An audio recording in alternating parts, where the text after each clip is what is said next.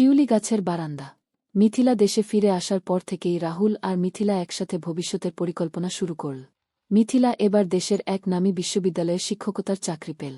রাহুল ততদিনে আর্কিটেক্ট হিসেবে ছোটখাটো কয়েকটা প্রজেক্ট করে ফেলেছে।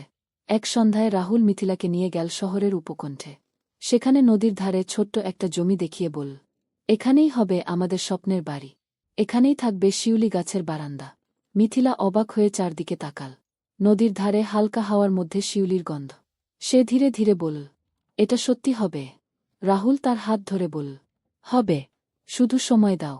তারপর দিন কেটে গেল। রাহুল নিজের অফিসের কাজ শেষ করে রাতে ওই বাড়ির নকশা আঁকত। মিথিলা তার পাশে বসে চা বানাত। মিথিলা মাঝে মাঝে বলত, তুমি এত পরিশ্রম করো কেন? রাহুল হেসে বলত, তুমি যখন বারান্দায় দাঁড়িয়ে হাসবে, শিউলির গন্ধে ভরে যাবে, তখন আমার সব পরিশ্রম সার্থক হবে। মাস 6 মাথায় বাড়ির কাজ শুরু হল।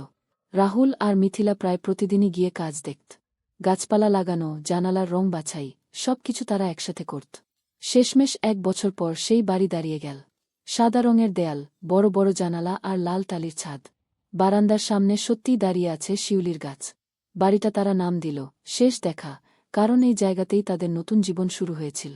বাড়িতে ওঠার দিন মিথিলা বারান্দায় দাঁড়িয়ে গাছের নিচে ঝরে পড়া শিউলি ফুল কুড়াচ্ছিল। রাহুল পাশ থেকে তাকিয়ে বলল, আজ আমার স্বপ্ন পূর্ণ হল। মিথিলা তাকিয়ে হেসে বলল, আর আমার স্বপ্ন হল তুমি। ওদের জীবন সহজ ছিল না। মাঝে মধ্যে ঝগড়া হতো, কাজের চাপ আসত, স্বপ্নের সঙ্গে বাস্তবে টানাপোড়েন চলত। কিন্তু প্রতিদিন সকালে তারা বারান্দায় বসে চা খেত। শিউলির গন্ধে ভরে যেত চারপাশ। সেই ছোট্ট মুহূর্তগুলোই ওদের শক্তি হয়ে থাকত। বছর কয়েক পর রাহুল আর মিথিলা একসাথে এক ফাউন্ডেশন শুরু করল, যেখানে গ্রামের বাচ্চারা এসে পড়াশোনা করবে, আঁকবে, গান শিখবে। ওরা বলল, আমাদের ভালোবাসার সবচেয়ে বড় প্রকাশ হবে যদি অন্যদের জন্য কিছু করতে পারি। শিউলি গাছের নিচে এখন শুধু তাদের দুজনের গল্প নয়, শত শত বাচ্চার হাসি খেলা করে। এইভাবে শেষ দেখা গল্পটা একেবারে একটা জীবনকথায় পরিণত হল। প্রথম দেখা থেকে স্বপ্নের বাড়ি, আর তারপর সমাজের জন্য কাজ করার যাত্রা। আপনি চাইলে আমি এই গল্পটা আরও এগিয়ে নিয়ে যেতে পারি, যেমন তাদের সন্তান জন্মের পর জীবন কেমন হল, অথবা কোনো নাটকীয় মোড় যোগ করা।